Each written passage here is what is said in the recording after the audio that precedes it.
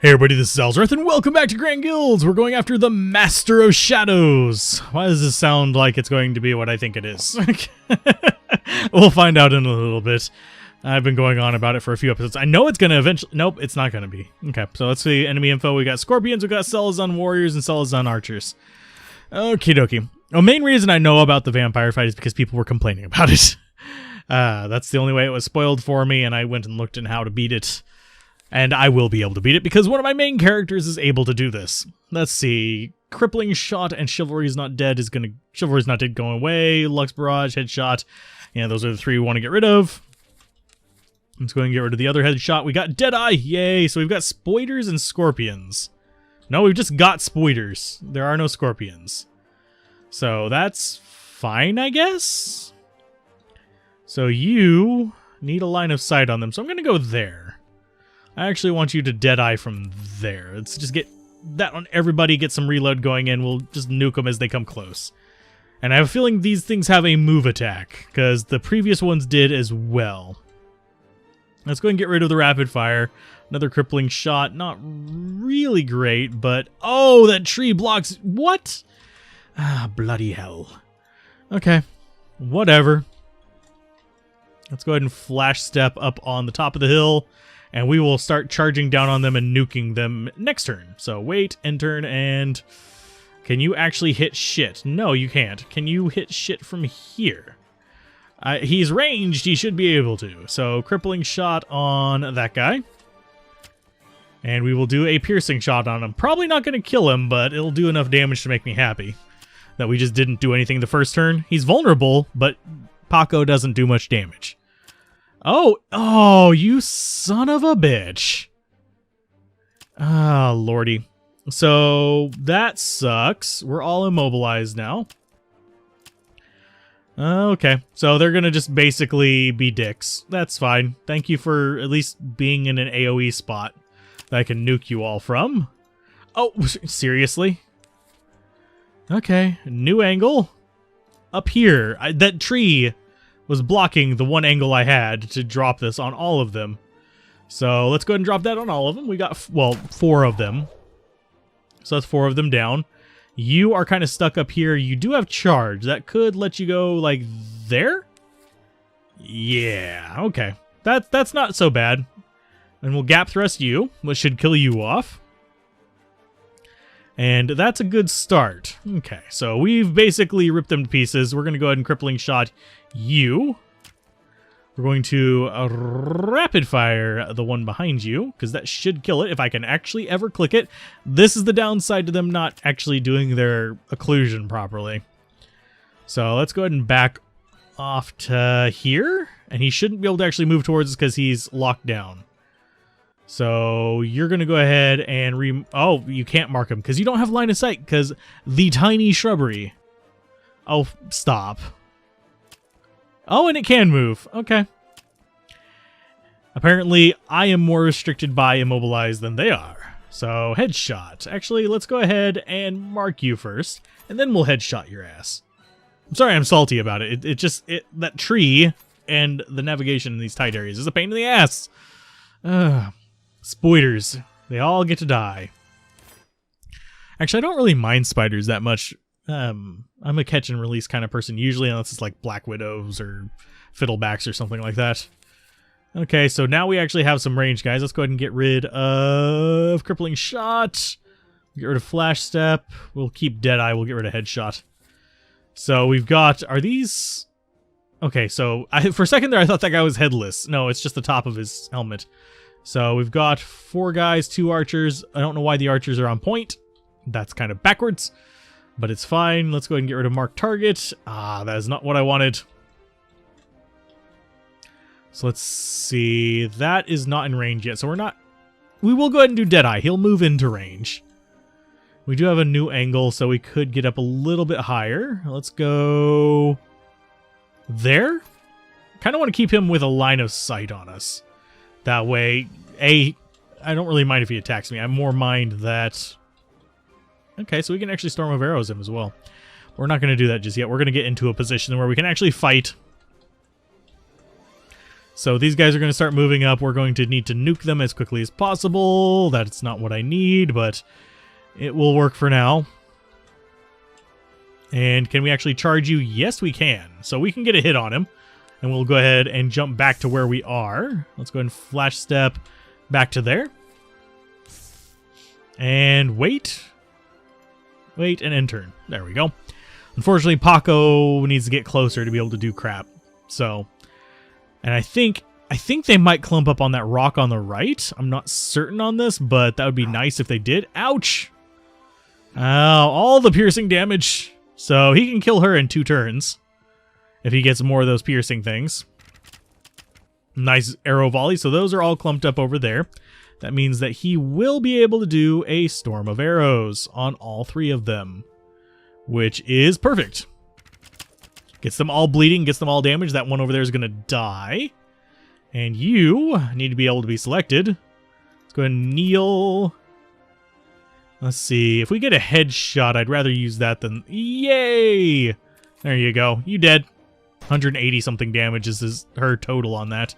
So we've got charge. I'm going to come after the front one. And charge him. Gap thrust. Get rid of him and flash step back out. Oh, that's an archer too. There were 3 archers and only 1 swordman. Okay, I'm okay with this. We'll survive unless they go after her. Then she's going to die. But I think they're going to go after her. And it's going to take him a few turns, actually. Oh, if he would have gotten vulnerable first, that would have been bad. Oh, thank goodness. Yeah, we'll full drive and just nuke this guy for, 74. I can select him. There you go. You can kind of tell that they tested, but they didn't test all the way through the game. Oh, lordy.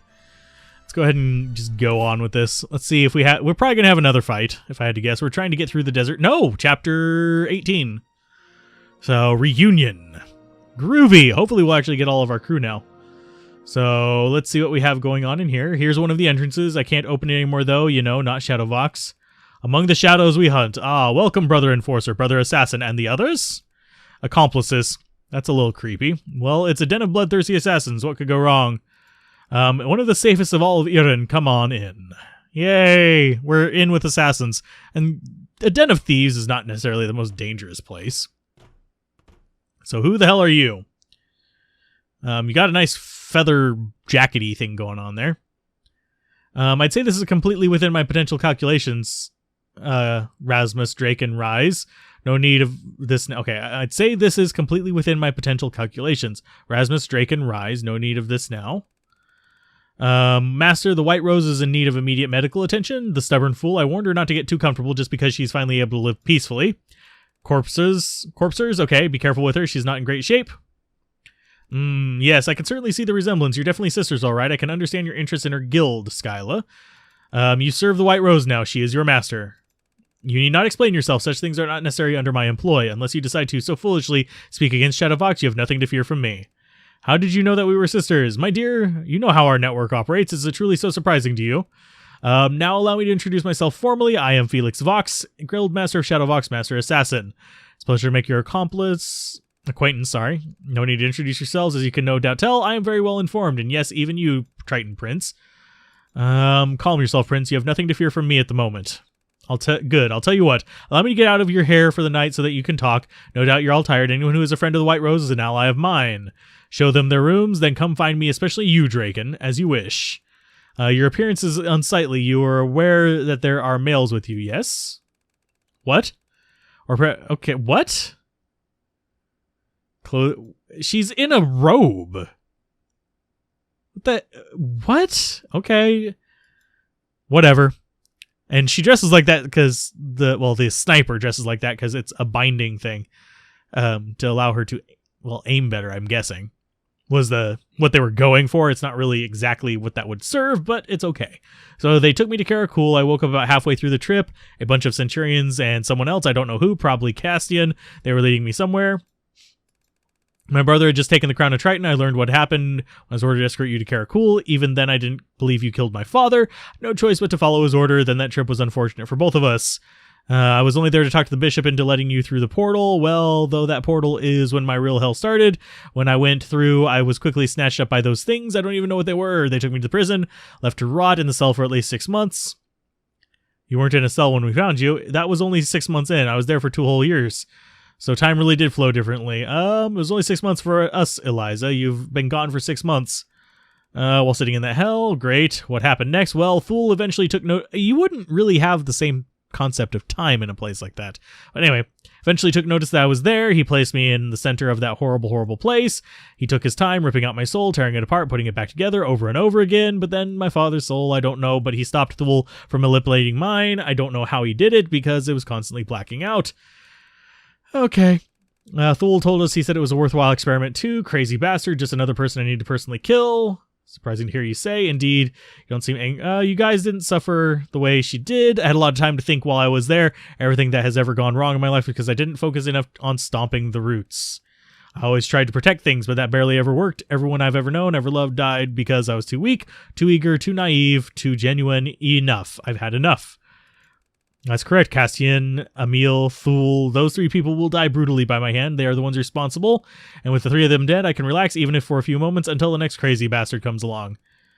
I don't think I will give up that kill so easy. Draken, I know you killed Duchess Hertha.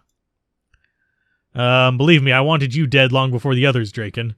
But I thought about it and realized that you aren't the root cause of her death. Castian is. So he dies by my hand in your place. Okay, then Thule is going to pay for taking your souls. I will see to that personally. Okay, groovy. Let's kill him. But what happened to you all while I was gone? Last I recall, you were going to that Freycrest place. What happened to Finch Morgan? Well, we'll fill you in on the details later, Captain. Right now, I think we should all get some rest. We will go meet with the Master now then. He seemed to want to talk to me about something. Do as you wish. The rest of you follow me to your restoration chambers. To the inn, basically, maybe? Question mark, Master of Shadows. More side quests already. Okay, so we're going to do the side quests, and I should actually have access to all my characters again, hopefully. Another big question mark, but I will try to do the side quests, and I will be back in just a moment. Okay, we're back and ready to do some focal point. We've got free reign on what characters we want to use. I'm actually kind of thinking I might stick with this group right here. Let's see what the enemy info is, though. No enemy info, so we're going to be sticking with them for a minute. I may switch back to her. Actually, let's go ahead and just go with the tried and true main party, the tank and the assassins. Because, well, you know, Rey is basically an assassin. Oh, and she's got a purple sword now instead of blue. Strange. Interrupting my meditation, Draken. What do you want? I just wanted to say that I'm impressed with your change in mindset. Your time in Karakul clearly wasn't wasted. You managed to mostly keep everyone safe as I asked you to before I left that day. Because you have to help me kill Castian. You're really lucky, Draken. Am I? Because now I want to kill Castian as much or even more than you do. But allow me to make this clear now, since just the 2 of us, I haven't forgiven you for killing her, and I never will. You're not absolved of anything. Do you understand me? It's fine by me. If you ever act out of line again or do something that would cause pain to me, my friends, or my family, I swear I will personally chase you down to the ends of Iran and see your corpse mangled at my feet. Do you understand me? I never plan to cross paths with you again after this anyhow. Oh no, you aren't going anywhere. As much as I hate to say it, you're damn useful. First you threatened me and now you're trying to flatter. Oh, it isn't flattery. Trust me.